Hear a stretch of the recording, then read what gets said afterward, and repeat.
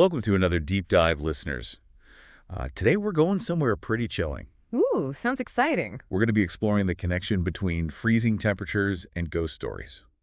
Okay, so like winter hauntings and things like that. Exactly. I like it. Yeah, so our main source material this time is this excerpt from a text called Winter Wraiths, Paranormal Activity in Icy Climates. Ooh, winter wraiths, that sounds Yeah, it's got some pretty spooky stories in there. nice. And, it got me thinking about how winter, with its long nights and desolate landscapes, has always been kind of connected to stories about the supernatural. Yeah, for sure. It's just got that vibe, Yeah.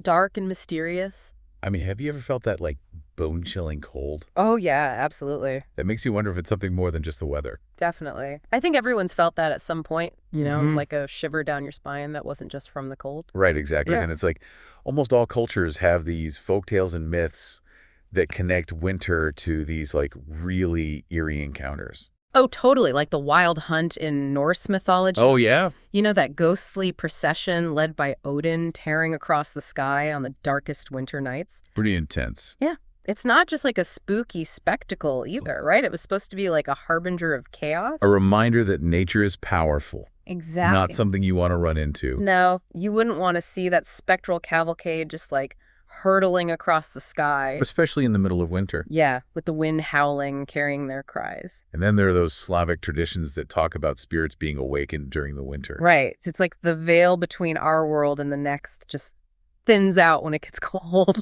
It's a common thread across so many cultures. Yeah, for sure. And then speaking of chilling encounters, the excerpt mentions this Japanese legend of the Yuki-onna. Have you ever heard of her? I'm not sure. She's this spirit who embodies both the beauty and danger of winter.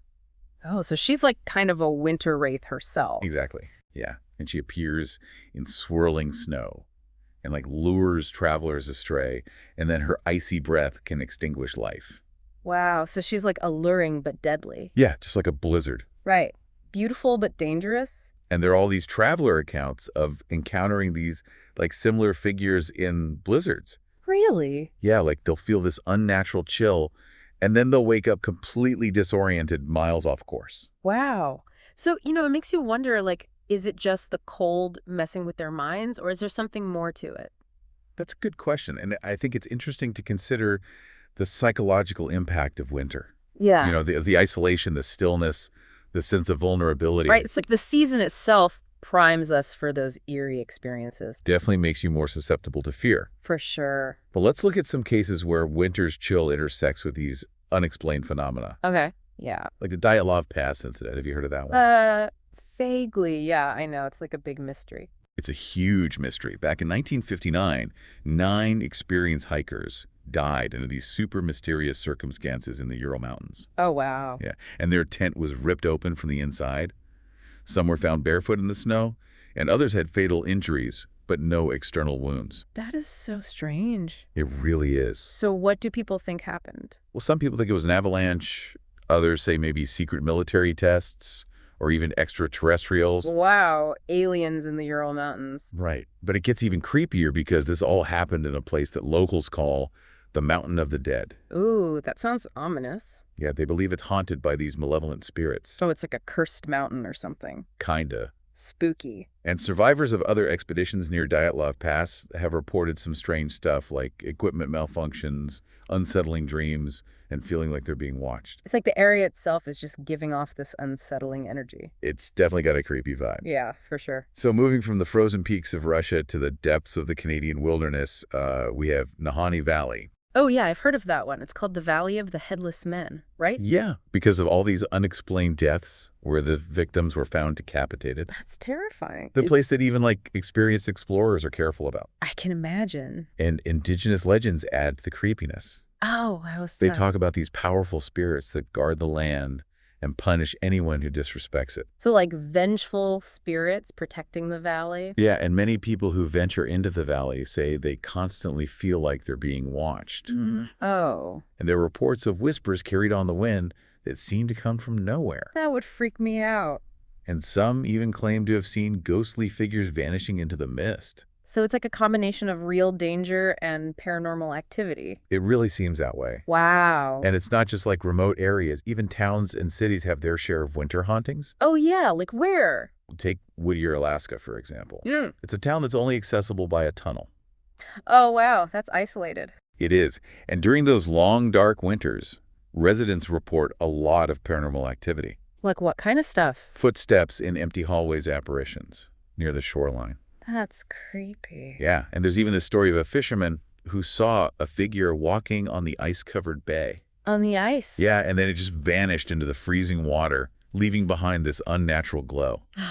Oh, wow. So it's like winter just intensifies whatever energies are already there. It seems that way, and as winter descends upon urban settings, those old hotels, asylums, and historical sites become even more intriguing. I bet, yeah, like they're already spooky to begin with. Right, and the Stanley Hotel in Colorado, the inspiration for The Shining, Oh, yeah. it's said to be particularly active during the winter. What happens there? Guests report seeing shadowy figures, hearing unexplained noises, and just feeling uneasy. I can imagine. One of the most common apparitions is this man in early 20th century clothing, just wandering the halls aimlessly and then disappearing when someone approaches. Oh. And in Salem, Massachusetts, another place full of history and ghost stories, winter visitors often claim to hear voices and see figures from centuries past. Especially around those old cemeteries. Exactly like the cold peels back a layer of reality and lets us glimpse the past. That's a cool way to think about it. Yeah, and speaking of chilling tales, we can't forget about our own backyard right here in Minnesota. Oh, right. Minnesota has some good ones. Yeah, like the legend of the Wendigo. Ooh, the Wendigo. That's a classic. It's a pretty terrifying reminder of winter's darker side. Can you describe it for our listeners who might not know? Yeah, so imagine this gaunt, skeletal figure with glowing eyes and an insatiable hunger for human flesh. Oh my gosh, that's creepy. Right, it's driven by this primal need to consume. That would be terrifying to encounter, especially out in the wilderness. Yeah, and Native American folklore warns that greed and desperation can actually turn a person into a Wendigo. Really? It's like a warning about losing your humanity when faced with hardship. Wow. That adds another layer to it. Yeah, and beyond the Wendigo, the Boundary Waters region, with its frozen lakes and dense forests, is another place where winter seems to amplify the strange and unsettling. I can see that, yeah, it's already a pretty remote and isolated place. Right, hikers report sudden chills, the feeling of being watched, and unearthly wails echoing through the trees. That's enough to make me want to stay home by the fire.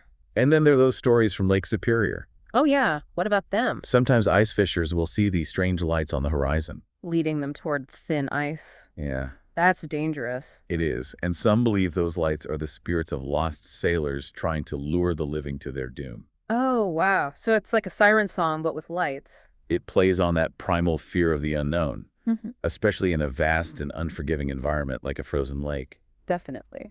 So all of these stories, as chilling as they are, raise a fundamental question. What's that? Is there a scientific basis for this increase in paranormal activity during winter, or is it all in our heads? That's a good question, and one we'll dig into more later. Right, we'll explore the scientific perspectives on winter wraiths and whether the cold itself can actually amplify supernatural energies. So stay tuned. I can't wait. We'll be right back. So we were just talking about how winter might actually lead to an increase in paranormal activity, or at least the perception of it. Yeah, it's a fascinating question. Does the cold somehow amplify those supernatural energies, or is it all just in our heads? Right, so what are some of the arguments that skeptics make? Well, skeptics often point to natural phenomena and the psychological effects of winter. They say a lot of these spooky encounters can be explained by things like the way extreme cold can make sounds in old buildings. Oh yeah, I can see that, like materials contracting and expanding. Right, exactly. So what you might think are ghostly footsteps could just be the house settling or pipes creaking.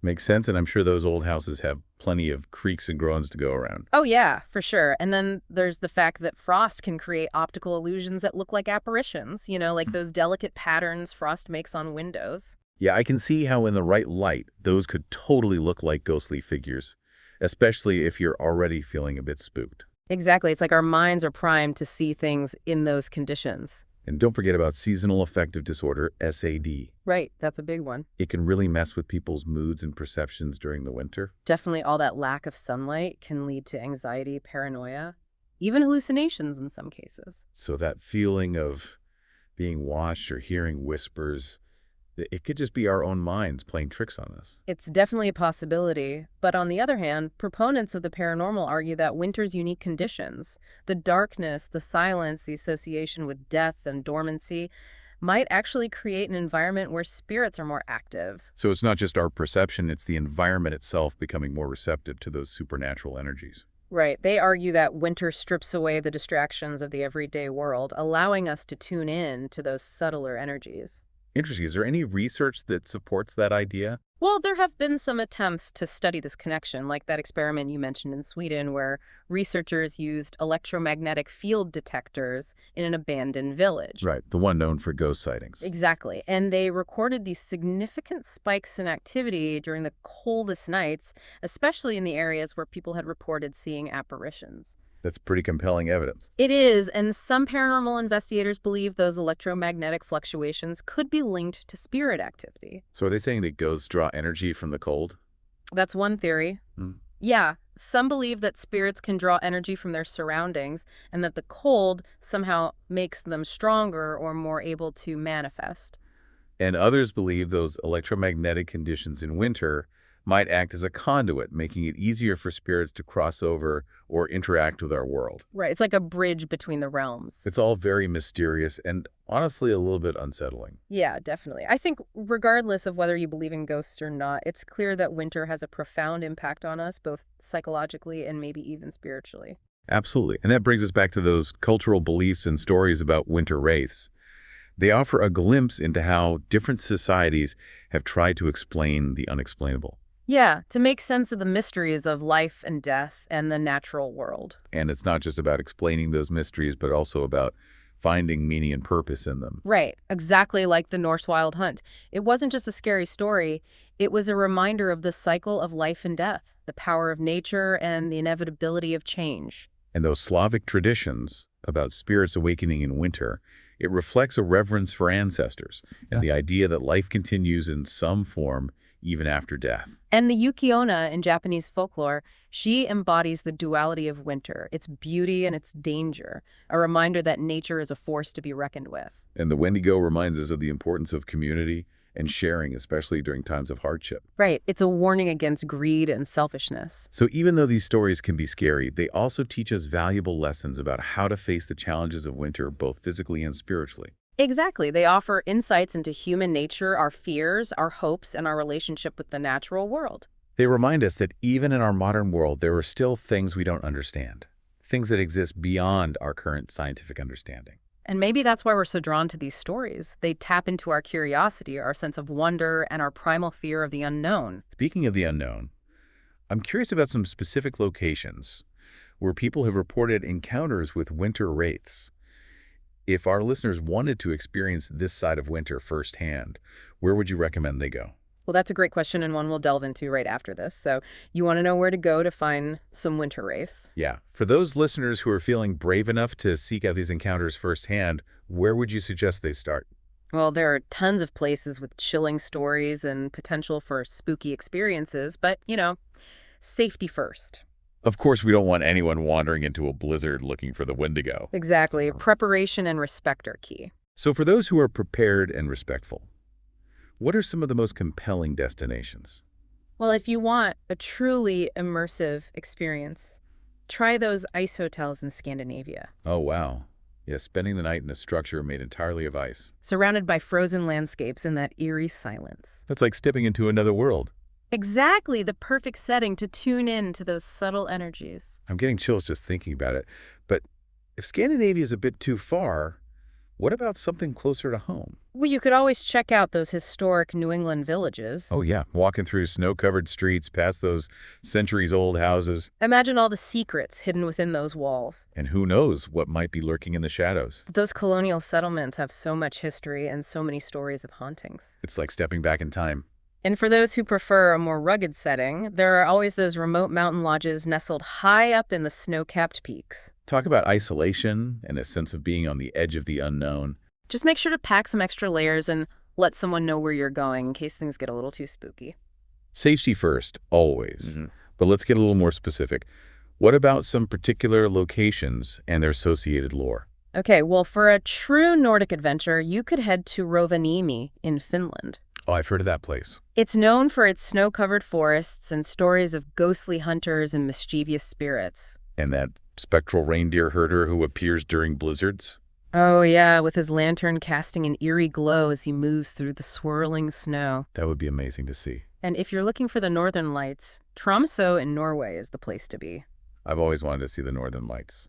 They're incredible, and locals believe that the aurora borealis can actually summon spirits. Really? There have been reports of ghostly figures wandering beneath those dancing lights. Wow. One family even claimed to have seen a whole procession of spectral figures just vanish into the aurora. That's both beautiful and terrifying at the same time. And if you want something closer to home, you could always explore the Scottish Highlands. Oh, yeah, those rugged mountains and valleys. They're said to be haunted by ghostly warriors, spectral animals, and even a phantom piper. A phantom piper in the Scottish Highlands.